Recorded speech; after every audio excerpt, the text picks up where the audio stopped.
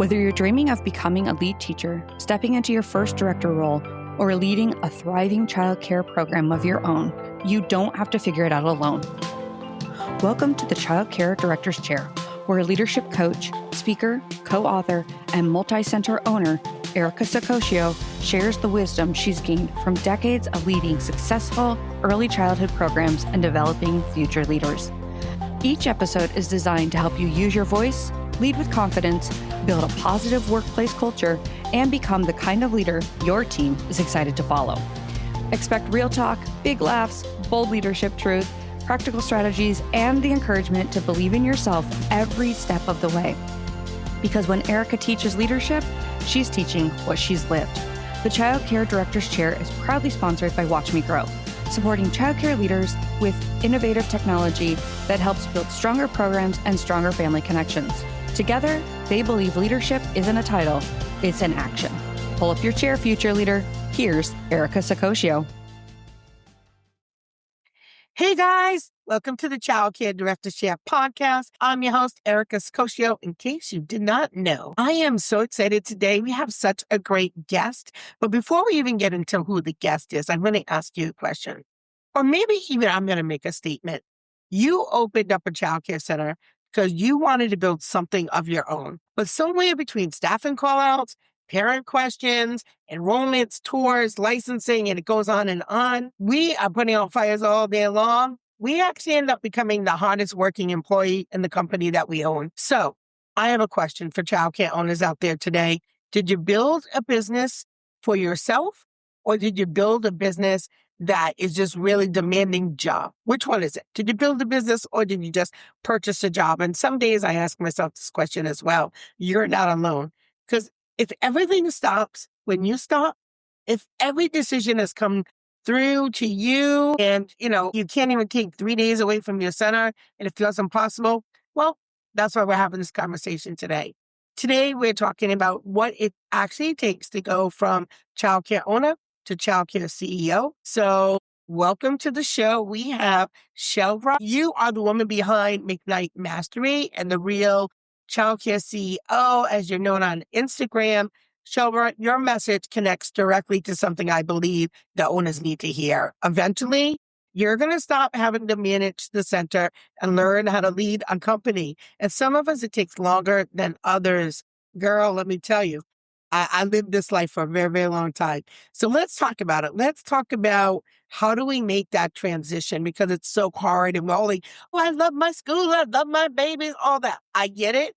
I get that. But we also need to know it's a business. So before we hop into even that, tell us a little bit about yourself, how you ended up in the ECE world. Well, I ended up in ECE world. My mother was a childcare business owner, and she actually started her program for me when I was 3 years old. Due to lack of quality educational programs, she was a school teacher. My father was a high school guidance counselor. And after enrolling in school and then attending and staying home sick more than I went to daycare, she ended up quitting her job and starting a K-3 program that eventually became elementary and then became a pre-K childcare center. So I grew up in the childcare industry.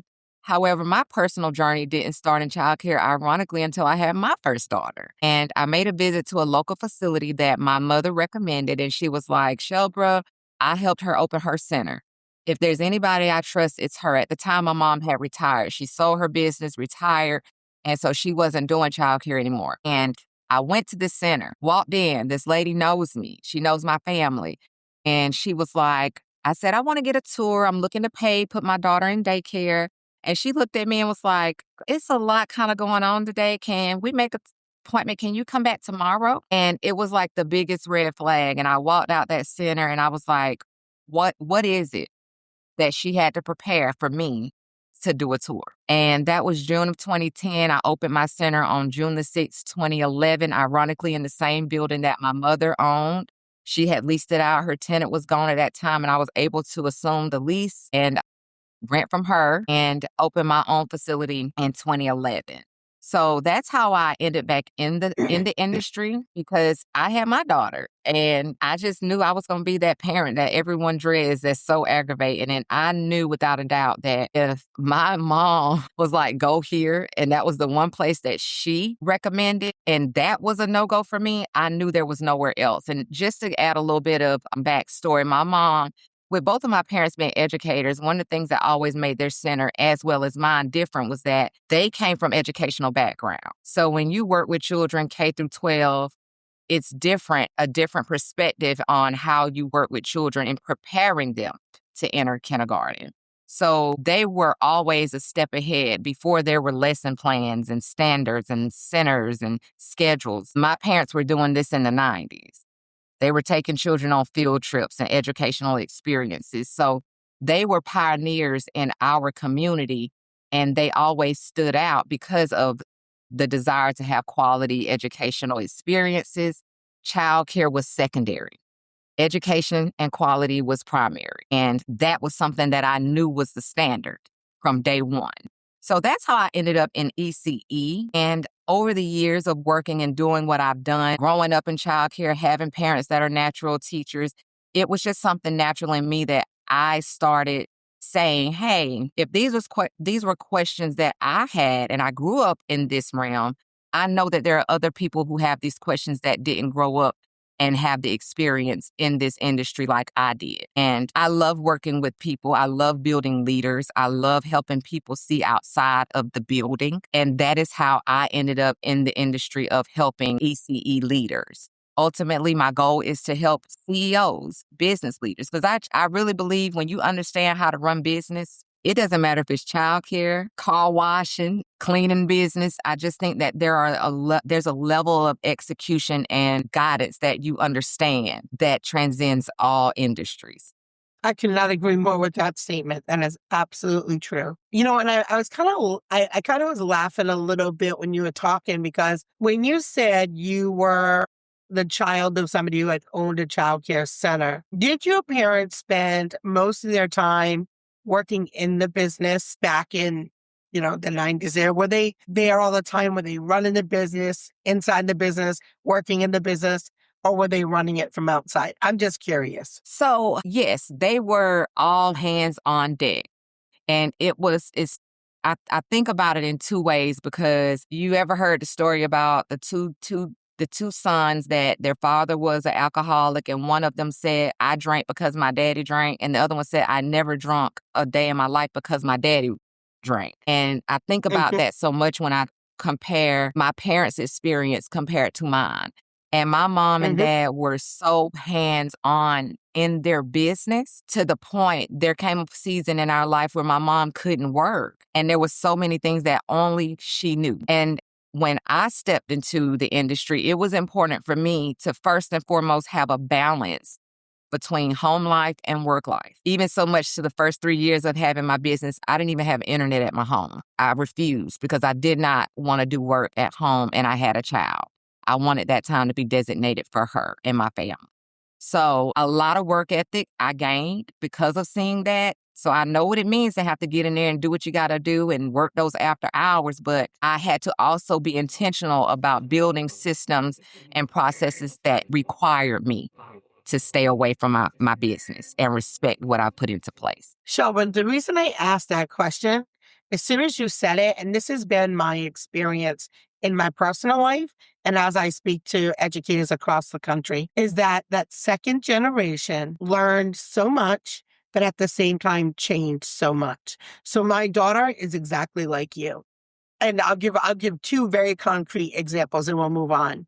So I was one of those owners. Now, listen, I made lots of mistakes in my life running a center. One thing I would do is I hate to say it out loud because I'm better now, but you make these policies and I would maybe budge on the policies. For example, 9:00 is our drop off. I give you to 9:30 as a grace period. And if somebody showed up at 9:33, I would let them in. My daughter does not let them in. She said, no, Mom, you already gave the grace period. Stop giving the grace period a grace period. And my kid's only 27. And I'm like, I know what I'm doing. I've been doing this. I was like, Mom, I have watched you work like a dog for 27 years. I am never working like that. We have those, and I'm thinking, my 27-year-old just schooled me, and I had to think about it for a minute, because I don't be disrespectful. She's like, I'm not, Mom. I mean it with the most upright respect. But I have watched you work, right? And there's so many providers out there that do that. I was 100% hands-on, all that, just like your parents, right? We come in sick, we do all those things. And my daughter's like, no, Mom, we're not doing that anymore. But there is sometimes, like when we first start out, that we just think everything is on us, and we're afraid. And I don't even think that it's like our ego that we're afraid to let things go, or that we are the only ones that, I only think that I can do it that way. It's just you want to make sure it's done, and you have to let go though. But it takes a while to get there. But I have found that many educators' children have a very different perspective on how they're going to do it different, because it can really get away from you. It does take away time from your family. It really can. It's rewarding, but at the same time, like you said, there's two sides of that coin. And I don't think we talk about that enough. So thank you for sharing that piece of how you got to where you are. And I'm also that parent like you, like, not for my kid. That's how I ended up in this field. I went and looked at centers. I'm like, no, I don't know any of you, watching my baby. Like, I would die for this child. And that's how I ended up here. I was in sales. And so when you said there are certain attributes that just innately, no matter what business you're running, it's going to transfer over. So I was very easily able to move from sales into early childhood, and knew all the components of customer service, how to close a tour. Nobody could close more tours than me, because I came from sales, right? I understood walking a floor, and what does it look like? What does it sound like? What does it smell like? Like, that was innate to me, right? So the other pieces I had to learn along the way, but there were some things that were absolutely a given. So let's start with this. Stop buying yourself a job. What does that mean to you when we're talking specifically to childcare owners? So to me, when I think about buying a job, that means that you are clocking in as much as, if not more, than the people that you're paying to do a job. And to me, the purpose of being an entrepreneur, a CEO, is to buy your freedom of time. We have the 4 quadrants that we work. You either have a job where you're trading your time for money. Then you have the quadrant where you're a self-employer, where you're working and you have some freedom of time, but you're still having to work. And then you have I own a business, I own a set of systems that make me money. Then the last quadrant is my money makes me money. And ultimately, to me, I feel as though when we talk about a job, it's an expensive job, because not only do you give away your time, but in many times you're the last to get paid if you're not doing it the right way. So that to me is what that looks like, in my opinion.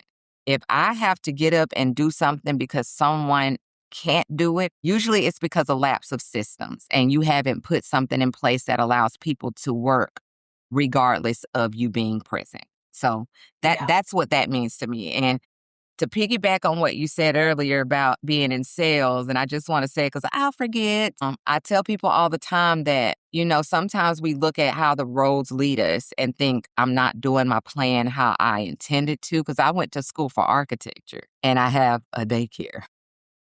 And I was supposed to be doing all these other things, but my family business needed me. I had to leave. And I thought I'm not on my timeline. But it wasn't that. It was a detour. And had it not been for that detour and me taking jobs in telemarketing, I would not have had the skill set necessary to sell on the phone as a new business and get people in for tours. So I really want to highlight that, because I feel like so many times people feel like you just have to have this ultimate business savvy mindset to open a business, when in reality, there are skills you can gain in any walk of life when you've worked in a company. You might have been making burgers, but I'm the kind of person, I'll go in a restaurant and look at the systems, who's doing what's working, what are they saying, and take something from it. So I just want to throw that in there real quick. Yeah, I think that, we talk about this is gonna just change the lane for a minute, but we'll come right back. When we talk about staffing shortages, right? Sometimes I think it is we're not always looking or open-minded enough to hire somebody who maybe doesn't have any childcare experience and they've only worked here and there. But had my old boss not hired me as a girl, again, who had zero education, I had zero anything in early childhood, she hired me. And within 4 months, I was running one of her schools, right? But she didn't know that. And I didn't know that. But yeah, she took a chance on me. So look at the skills that somebody has that they can bring to your program. We talk about, there's not enough educators, but we can build some. We can build some. If you've got, like she said, strong management and strong systems and great leadership opportunities, you can build it. You can build it. So I think that's so important to note, because I hear so many people say, oh, we don't have enough staff, we don't have the right staff, because people are also very closed-minded. So here's a perfect example of, you need to be open. Who is going to hire the architect to run their school? Who? Right? But look, there you go. So yeah, the perfect example is right here. So in childcare, being needed is almost part of our identity. I know it was for me. How does an owner begin separating from being a great leader from being the person everybody depends on for everything? Because it is some of our identity. Let's be honest, it is, right? And I know you can lead in other ways. You don't really need to give up your leadership, but let's talk a little bit about that, because some people have a hard time with that. And I absolutely agree. And I always just use me as a reference point because that's what I know the best. And I think it's important when you're ready to step into that leadership role and not the actual director day-to-day role, you have to look at everything that people rely on you for and use that to make tasks to start figuring out, if something happened to me today, how would these things happen? That's the first thing. But I also feel like what runs alongside of that is, as a owner, you have to decide what things do you, regardless of what space of life you're in, what is important to you, that if I had nothing to do, this is something that I want to do. And I'll use, for example, for me, back to school. I don't have to come to work all year long, but back to school is a time of the year where it is important for me to spend time reacclimating my staff to policy. I love to go in and talk about the curriculum expectations, do Q&A, and we call it a convocation. We do a back to school convocation where we give them shirts, take them out. I show them appreciation. And it's to revive that school year energy, to make a shift and transition from summer to this is a new start. So for me, even though I don't have to do anything, I can make videos. I could say, hey, this is back to school training. This is what I want you to talk about as directors. It could be done. But because that's where my heart lies, I understand that that's something that I want to do. So sometimes I feel like people think that when we step into leadership that we're just giving out instructions and letting everybody else do the work. And you can be that type of owner, but most of the time when you start childcare because you love the industry, you really love the work. So you have to figure out what that looks like in a capacity that does not allow people to use you as a cripple. Something else that I'm really big on is, if you're a waste bucket leader, meaning that you let everybody throw their issues in your waste basket, you got to learn to redirect. I think that's one of the biggest things that people don't take, one of the biggest learning opportunities that leaders don't take advantage of, because in their mind, they think, let me just go ahead and answer the question. Let me just go ahead and answer the call. Let me just go ahead and resolve the issue, opposed to redirecting and making them take the channels necessary to get to the result that you've already put in place. We have so many people that put systems in place and they don't even follow them themselves, because someone walks in the office and says, hey, can I get Friday off? Well, policy says you're supposed to put it in writing. Why are you in my office? And you answer them. Now you've broken your own system that now you can't do the things necessary to make sure that that day is accurately processed for their time off. And I'm really big on that. Redirect them in a respectful way of, I need you to go and speak with Miss So-and-so so that you can follow the process to request off. I'm not sure I can help you with that. And I played dumb a lot. I think that was one of the biggest things that I had to take in, is just playing dumb on some stuff to make them go to do the process as necessary to get so that things can happen how they need to. Because We're problem solvers. And when you're a problem solver, you just want to get the problem handled. And it's not that it can't be handled. You just got to train your team to handle it according to how you expect the system to run. I'll say it so many times. What would you do if I weren't here? How would you have gotten that if I were not here? And I say it just like this, spacing out. Well, if I were not here right now, where would you go to get XYZ? And ultimately, when you're ready to make that transition, I feel as though it's a mindset thing before you ever start putting in practices. You got to mentally separate yourself from that business and see it as a working machine that should work whether you're there or not. You got to break people up from depending on you. And you do that by holding them accountable to execute the systems that you've put in place. Yeah. So what systems should every childcare business have in place before an owner can realistically start stepping out of the daily operations? So to me, I feel as though there are a couple, but if I were to start with one, it would be my tuition collection. What is the process for how funding is collected? What is the process for delinquent accounts? What is the process for terminating families or following up? That's first and foremost, because we can't do nothing if we don't have any money. If we don't do anything else, we got to have money in the bank. Secondary, I think that the same way that our teachers are required to do lesson plans, we should have a system in place of how we expect our teachers to maneuver from the beginning of their shift to the end of the shift. I think once you create those type of templates in your facility, that allows you to understand what areas are not being addressed. Many times we have an ideal perspective of how we want our center to run, but if we're not giving our teachers the tools to execute, they're doing what they want to do. I currently have a program where I teach teachers how to teach. And I look at back to school season and all over America, new teachers are teaching the letter A. And I always ask, well, when do y'all get to the letter Z? Or if you get a new teacher, do y'all start at A again? And I see that so many times because there are no systems in place to ensure that there's continuity of care, continuity of the educational components. And ultimately, finance is what's important to me. Secondary is the implementation of my curriculum. But for a general owner, what is your biggest pain point? When you think of what is your biggest issue or thing that worries you the most, that is where I would recommend starting to build your systems. Okay. So let's talk about leadership teams, because you cannot become a CEO if nobody has permission to lead. So how do you identify and develop people who can actually carry the responsibility? Oh, that's a good question, because I've done it right, I've done it wrong, and I've done it and not know what I was doing. To me, I feel as though every team, school culture is different. And that will ultimately guide how this works in your business. But for me, I personally like to build my leaders from within. I do not like hiring people who do not have experience in the culture of my school as leadership. I've done that. And I feel as though your team, it makes it harder for them to respect them. Because they feel as though you haven't been in the trenches with us, you don't understand, you're just looking at policy. So for me, in my experience, right now my daughter's 16 and she started working here at the daycare.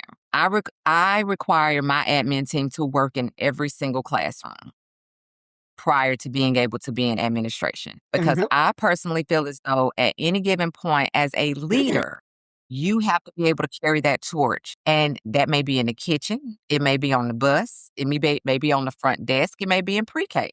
It may be in the infant room. You have to be able to work in those spaces as well as have an understanding and an empathy for the people that are in those classrooms, because there can be a disconnect when you haven't worked in those spaces. So for me, I personally prefer the people who don't have experience. I prefer to train them how we do things. And I prefer to help them get their credentials after I see that they exhibit certain leadership qualities. Do you have integrity? Are you able to communicate well? How is your professionalism, and your customer service? So those are the main things for me. And your reliability. Do you show up and do what needs to be done? Those characteristics weigh heavier for me than any credential, any work experience, anywhere else when it comes to leadership. You can be in a classroom and I see leader in you before someone who's been a director at 3 other centers. We have so much in common. My head can't stop popping enough. My daughter started at 16, that 27-year-old girl there. She started at 16 and she's a director of one of my centers now, but she did 2 years in every room in my center. She did 2 years in infants, 2 in toddlers, 2 in preschool. She did a year and a half as an assistant director. She's also worked in my school age program. She understands all aspects of it, on top of course, the conversation at the dinner table every night about childcare. But yeah, so I totally agree with, having people that understand the work culture. And I also have tried to hire from outside and, people are not always as receptive, right? They're just not, no matter how much we try. But all right, so let's talk about time.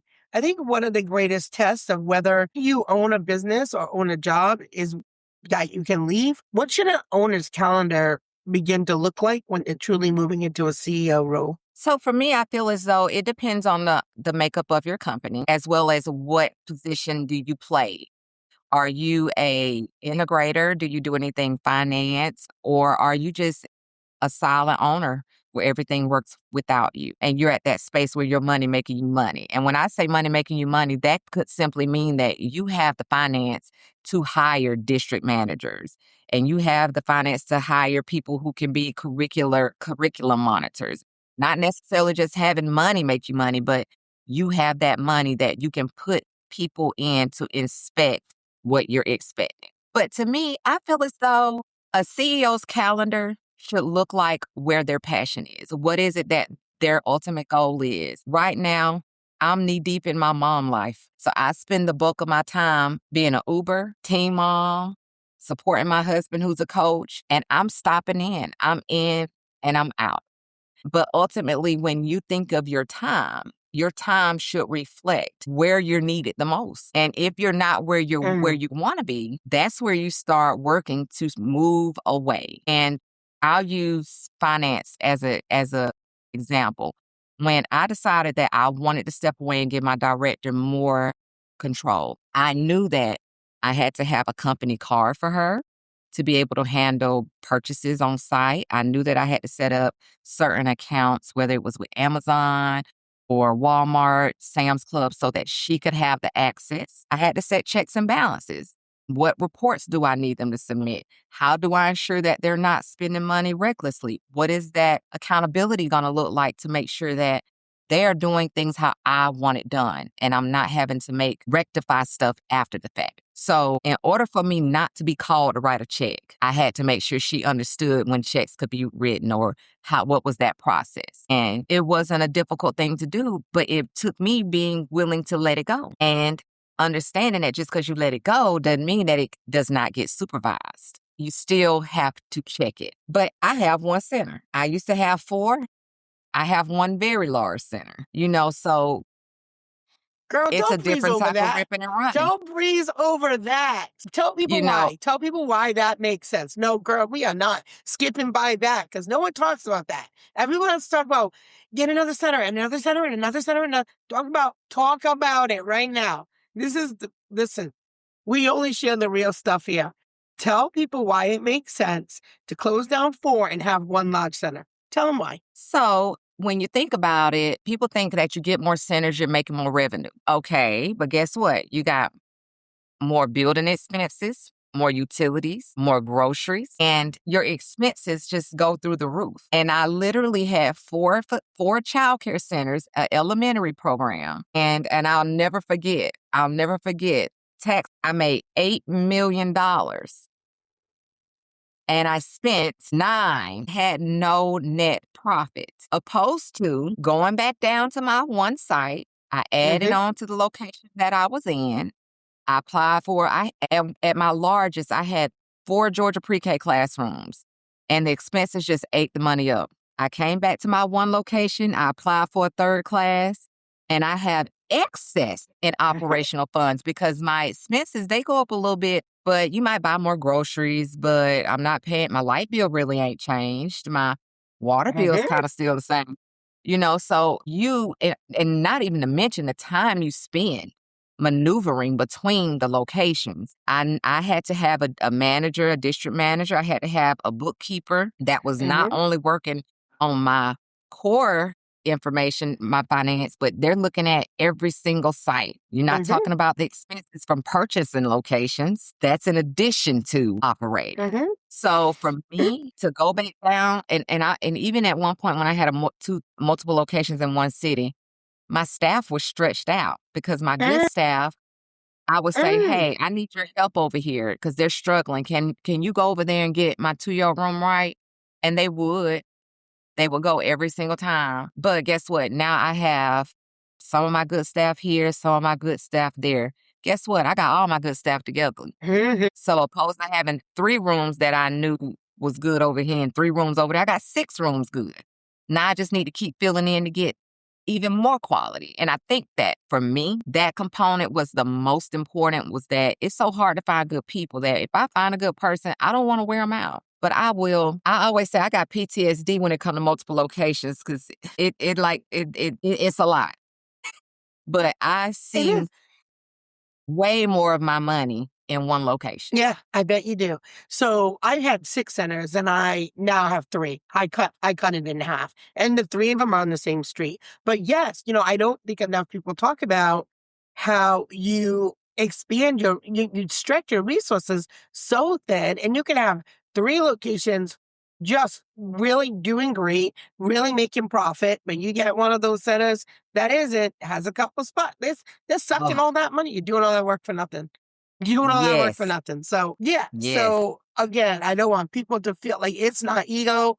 The quality of a center is not determined by how many locations it has. It's okay if you have figure out a way to do it and it makes sense for you and all of that. But listen, it's okay if having 1 center or 3 centers makes sense for you. You don't have to feel like you're failing because you don't want 99 centers. It's okay to not want 99 centers. And I just don't think enough people in this field talk about it enough. And I also love, we're going to get to the EC Pep Rally as we start to wrap up. I love your main sponsor, David. David spoke at my conference, and I'm currently working with David on my own business for my own profitability and strategies. And I thought you were going to go the other way when you said you made $8 million. How much do you have to give to the IRS? Because that's the life I'm thinking about right now. The IRS takes so much of your money. So yeah, there's a lot of things to consider when you're running a center. And that's why people need to be in the room at the ECE Pep Rally. So this entire conversation, it sounds like to me, the reason you created the ECE Pep Rally, when someone walks into that room in Atlanta, what do you want to happen? How do you want them to see themselves as a child care owner? Like, what is it going to look like? What can they expect? Well, the ultimate goal is to create a shift. We're looking to shift our childcare owners from just being childcare owners to business leaders. And for me, I feel so passionate about business as an industry, regardless of the industry, that my goal is to educate individuals who desire to have a better life, to build a business that doesn't kill them, and understand what it means to build a legacy that surpasses them. Many times, a lot of people are the first generation of being a business owner. I'm blessed to be a second generation. And because of being a second generation and having parents that they didn't do everything right, but they did enough that she was able to sell her business and retire. And looking back, I see so many opportunities that would have made a big difference in the life of me and my sister, that I want to make sure that other people don't wait. If you start off in the right path, your business life will be game changer. And you will never look at your childcare business as your only resource. Your eyes will open to what else is out there. And that is my biggest message, is that it's bigger than lesson plans. It's bigger than the food program. It's bigger than what grants do they have for childcare. When you set your business up how it should be, your business will work for you in ways you can never imagine. And it will open doors for you to explore other avenues. There are so many opportunities to make money and build your legacy. And it doesn't all have to depend on childcare. So that is my ultimate goal, is to inspire our leaders and educate this next generation of childcare business owners so that they don't make the same mistakes a lot of our parents have made, and things that, to me, everything childcare is free. You could call me and get anything you want to know about childcare, I'm going to tell you, because that's so bare minimum. It's about the business. We are looking to strengthen businesses. And make people understand this ain't small business. When you get to a certain point, you are big business and you have to see yourself that way. And when you do, there's a different level of confidence that comes in you that I can do anything. And it sounds arrogant, but in a certain aspect, there really ain't much I don't feel I can't do because I understand what business looks like. And I have the tools and the resources to make it happen. And I want to help other people do that. Give us your pitch directly to the childcare owner listening who says, I'll go next year, or I can't leave my center, or I just don't have time, or why they should get themselves to Atlanta. So to the childcare owner that thinks they have to next year, I'm telling you, you can't afford to wait to next year. The difference in what your life can look like next year depends on you being in the room today, because we are making money moves. In Cardi B voice, we making money moves. And in order to get on the train, you got to be in Atlanta, because we're not talking lesson plans. We ain't talking food program. We're talking about wealth, money, and legacy. And we're giving you the resources to build a different life for you, your children, and your children's children. So meet me in Atlanta Labor Day weekend for a life-changing experience. I can only tell you about it. Either you're going to be there or you're going to hear about it. It's up to you. Well, guess what, guys? You know who else will be there? I'll be there. I will be there. Child Care Directors Chair podcast is going to be there. So if you are heading to Atlanta, come on into the chair, the Child Care Directors Chair. We're going to do some interviews right on site. We're going to have some fun. We're going to give away some swag and, just do what we do. Anyway, guys, thank you for tuning into the Child Care Directors Chair podcast. You know I love you. And as always, have a great day.